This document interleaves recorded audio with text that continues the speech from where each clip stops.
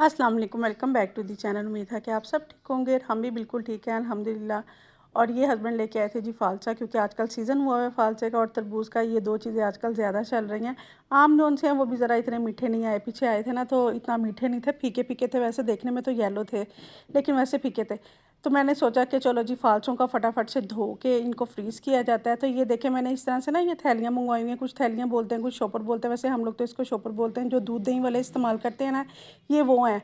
तो इनको मैं इकट्ठा मंगवा लेती हूँ। इनके अंदर ही अगर कोई भी मैंने वेजिटेबल्स कट करके रखनी हो, कभी वो इसके अंदर डाल दी। गोश्त के पैकेट बनाने हो तो वो भी इसी तरह से ना शॉपर वगैरह नहीं मैं इस्तेमाल करती हूँ।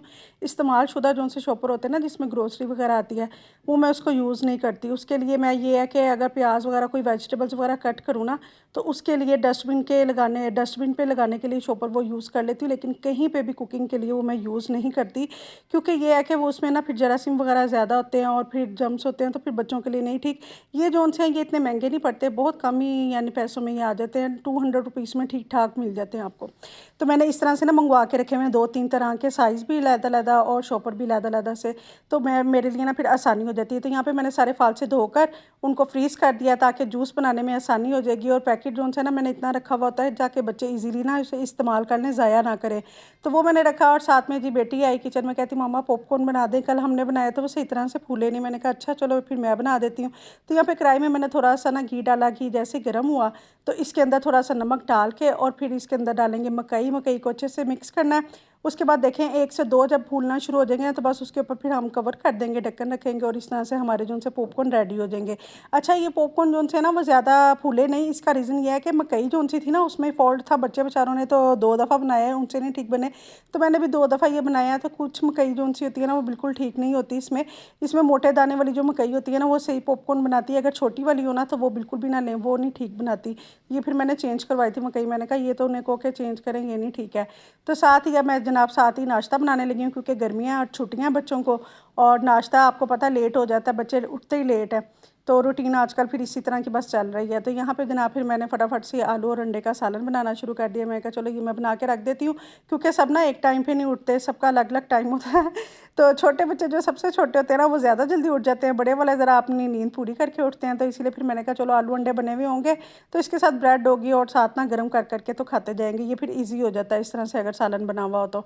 यहाँ पे फिर मैंने फटाफट से आलू और प्याज उनसे है वो उनको फ्राई कर लिया। उसमें बेसिक मसाले डाले, उसको कवर किया और आलू जैसे ही गल गए तो बस इसके बाद हम इसमें अंडे डालेंगे। अच्छा, पहले जो उनसे आलू होते थे ना, वो बहुत जल्दी पक जाते थे। ये आलू जो उनसे है ना, पता नहीं किस तरह के हैं कि ये इन्हें पकने में थोड़ा सा ना टाइम लगता है। तो इस वजह से मैं तो अब डर के मारे ना इसमें ज़रूर थोड़ा सा पानी डाल के इसको कवर करके ना फिर पकाती हूँ, ताकि जब ये गल जाएँ तो फिर फटाफट से फिर कुछ और जो चीज़ें डालनी हो तो वो उसमें डाल देती हूँ।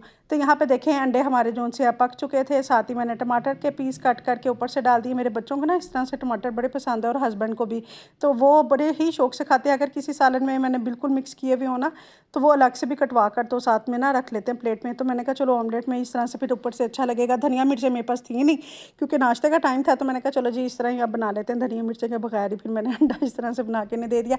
फिर ये आया था मेरी बेटी का ऑर्डर, मैंने उसे बर्थडे का ना गिफ्ट दिया था। भाई बर्थडे में मेरे ख्याल से दिन काफ़ी हैं, तो 5 जून को उसकी बर्थडे है। तो मैंने कहा चलो जी पहले ही मंगवा लो, फिर ना टाइम पे आता नहीं है ऑर्डर। तो ये उसने अपने लिए बच्ची ने चीज़ें वगैरह मंगवाई थी, कहती कि मैंने ये चीज़ें लेनी है। तो वो इकट्ठा पीस ने मंगवाई। इसमें पेन था, डायरी थी, स्टिकर्स थे, टेप थी। और ये स्टिकर्स इतने प्यारे थे, टेप मुझे बड़ी प्यारी लगी। इन्होंने खोल के नहीं आपको दिखाई, क्योंकि वीडियो ना इन्होंने बच्चों ने बनाई थी तो उन्होंने खोल के ही नहीं दिखाई। तो टेप इतनी खूबसूरत थी कि उसके ऊपर कार्टून वगैरह डिफरेंट बने हुए हैं। तो बच्चों के लिए ना इस तरह की एक्टिविटी अच्छी रहती है। अब छुट्टियाँ हैं, कुछ ना कुछ फिर बच्ची जो उनसी है वो करती रहती है। कभी स्केचिंग कर ली, कभी डॉल के कपड़े बना लेती है, कभी कुछ ना वो करती रहती है।